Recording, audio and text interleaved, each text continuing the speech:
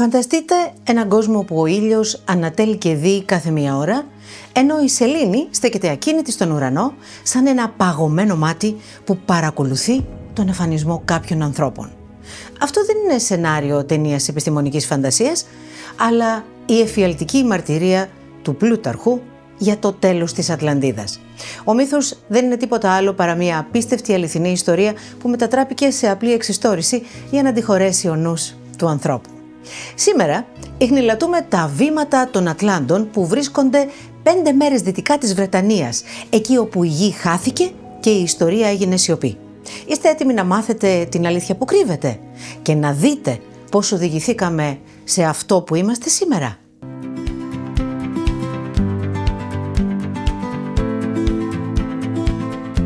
Γεια σου, είμαι η Μέρη Μάρκου, ενεργειακή θεραπεύτρια και ιδρύτρια της Ακαδημίας Κοσμοενεργειακής Θεραπευτικής. Στο κανάλι μας ανεβάζουμε 2 βίντεο την εβδομάδα, ένα την Κυριακή και ένα την Πέμπτη. Μείνε συντονισμένος με την εγγραφή σου και το σχόλιο σου.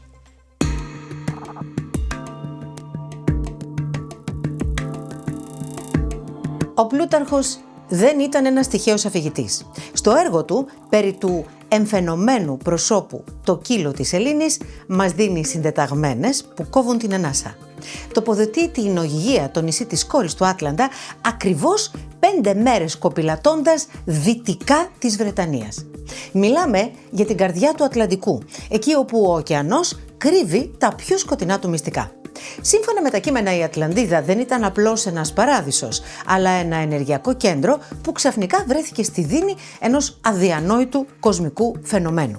Η περιγραφή του Πλούταρχου για τη διαταραχή της ουράνιας μηχανικής είναι μοναδική στην παγκόσμια γραμματεία.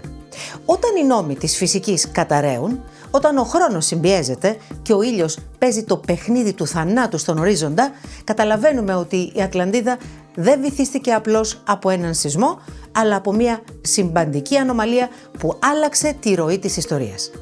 Πάμε τώρα να σου εξιστορήσω πώς έγινε η καταστροφή και γιατί αυτό μας αφορά ακόμη και σήμερα.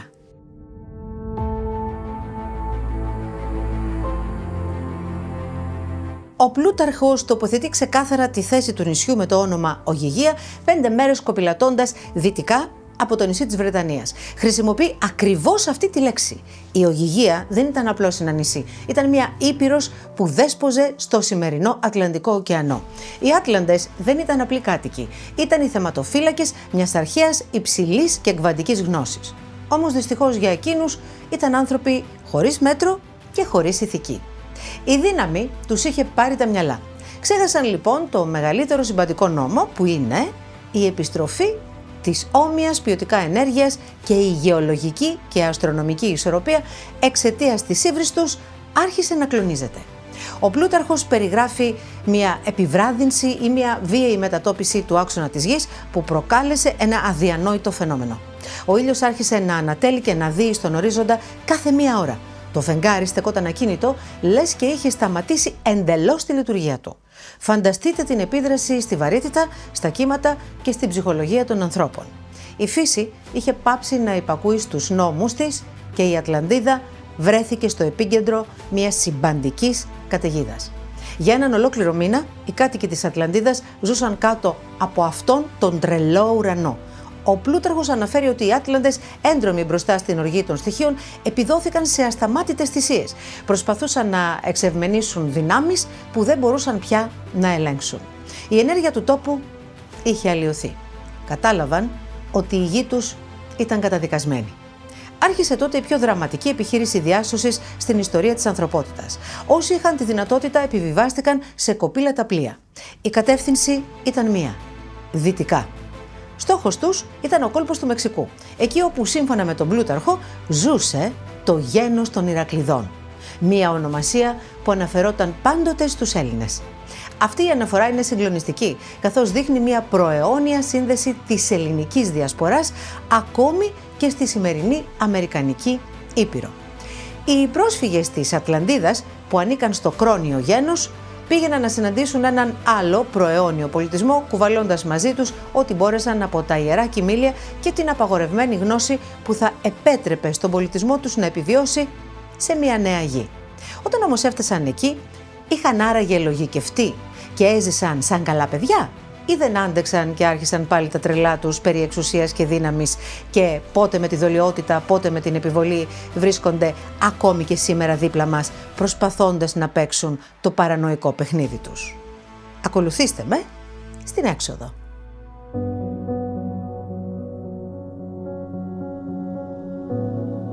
Η ιστορία όμως παίρνει μια σκοτεινή, σχεδόν εφιαλτική τροπή.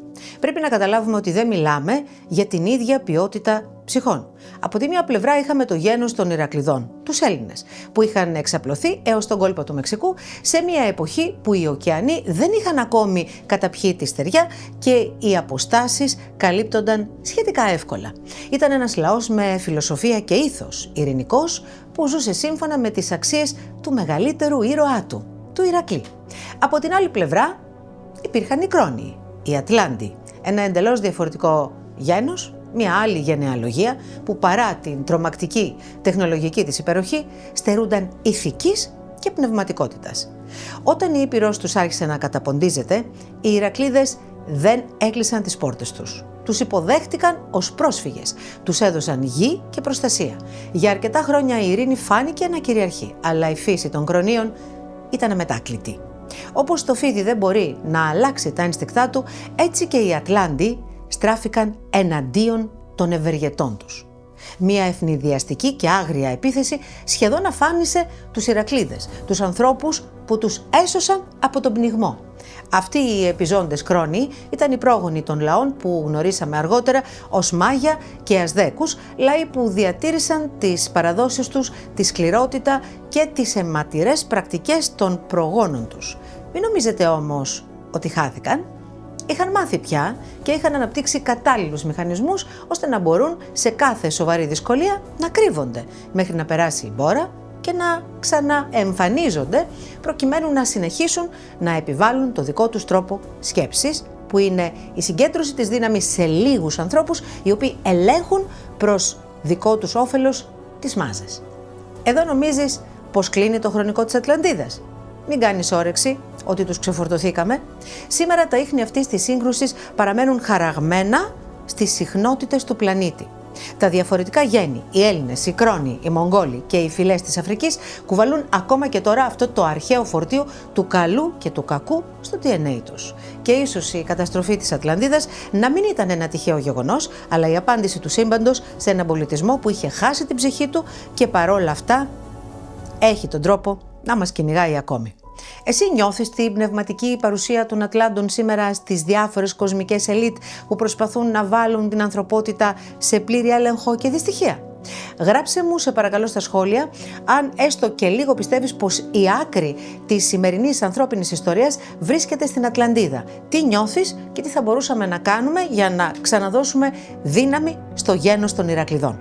Μείνε συντονισμένος και συντονισμένη στο κανάλι μας, γιατί κάθε εβδομάδα ανεβάζουμε 2 βίντεο, ένα την Πέμπτη και ένα την Κυριακή. Και μέχρι το επόμενο επεισόδιο, τι άλλο αγαπημένοι μου, σας εύχομαι υγεία και χαρά.